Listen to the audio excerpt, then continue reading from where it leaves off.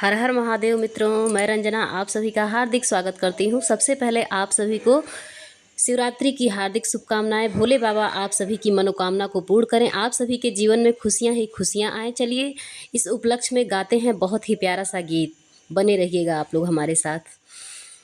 चलल न जाला की गोड़ लपटाला, बोलल न जाला ए भोला जी, बोलल न जाला ए भोला जी।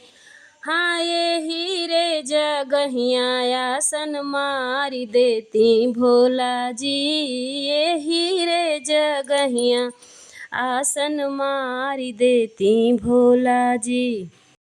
चलल न जाला की गोड़ लपटाला, बोलल न जाला ए भोला जी, बोलल न जाला ए भोला जी।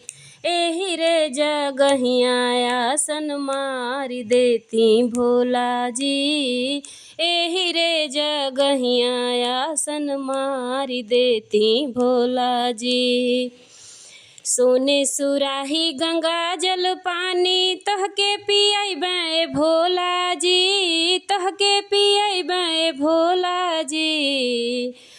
सोने सुराही गंगा जल पानी तहके पियबै भोला जी, तहके पियबै भोला जी।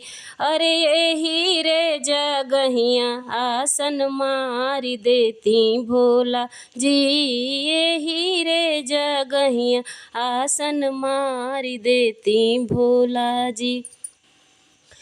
चलल न जाला की गोड़ लपटाला, बोलल न जाला ए भोला जी, बोलल न जाला ए भोला जी। एही रे जगहिया आसन मारी देती भोला जी, एही रे जगहिया आसन मारी देती भोला जी। अब भंगिया के बगिया से भंगिया मंगैबै, भंगिया के बगिया से भंगिया मियै मंगैबै।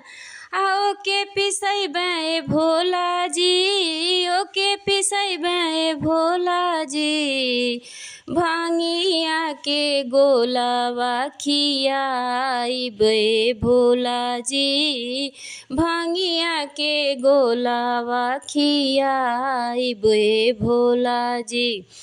चलल न जाला की गोड़ लपटाला, बोलल न जाला ए भोला जी, बोलल न जाला ए भोला जी। अरे एही रे जगहिया आसन मारी देती भोला जी, एही रे जगहिया आसन मारी देती